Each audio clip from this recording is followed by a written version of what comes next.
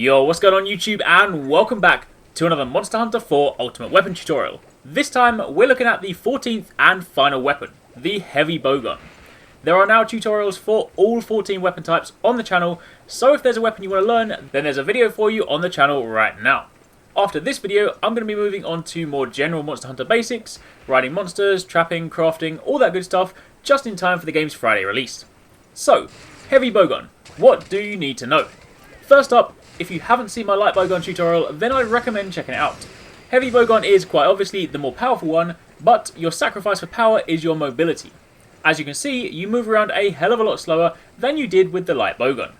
And with that being said, this is also considered one of the harder weapons to use. If you are new to the game, I'd recommend learning the bowgun by starting with the lighter one, just so you aren't so weighed down and you can learn the right techniques and your monster's moves. Then if you're feeling good about yourself, you can step it up. That being said, I'm not going to stop you if you want to dive in at the deep end. So let's start with the basics. First up, with your weapon drawn, just like the light bowgun, pressing A will shoot, and pressing X will reload your gun. Or if you've got a new set of bullets selected, then pressing X will load those set of bullets.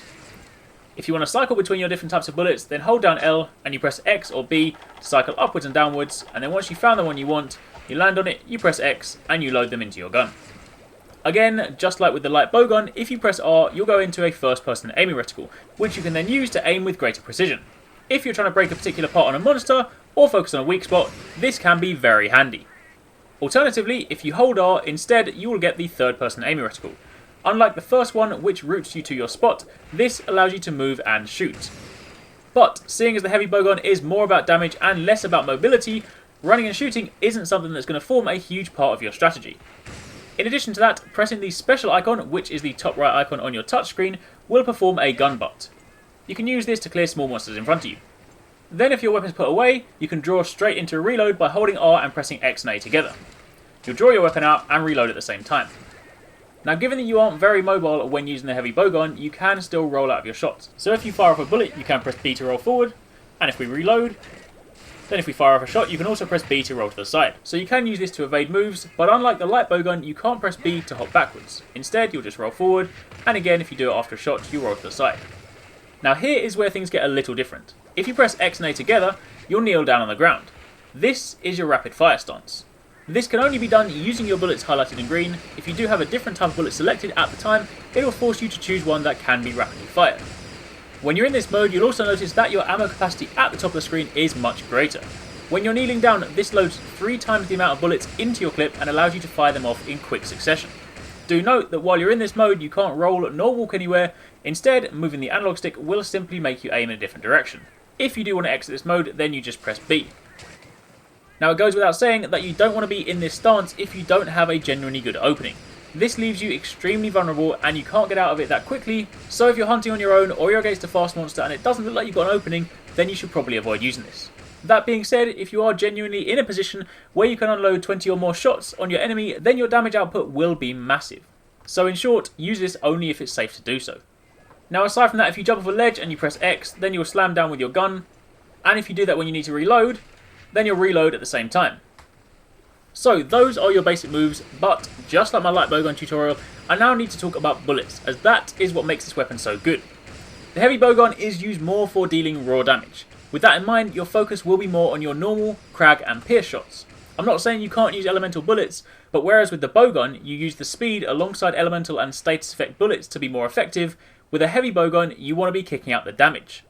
In addition to that, just like all ranged weapons, critical distance still applies, and with bowguns it depends on the bullets you use, not the gun you have. So for example, normal bullets, your critical distance begins from the moment you shoot. In other words, the further your bullet travels, the weaker it is.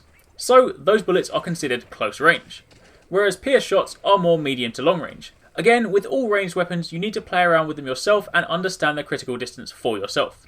The indicator, like with all the other ranged weapons, is the screen shaking. If your screen shakes when you shoot a monster, you're in the critical distance. If it doesn't, then you're either too far away or too close, depending on the bullet you're using. Now, there are a couple more things to note. Again, like the light bowgun, with higher ranked heavy bowguns, you can remove what is known as the limiter. This will remove your ability to kneel and shoot, but will give each of your bullets 1.15 times more damage.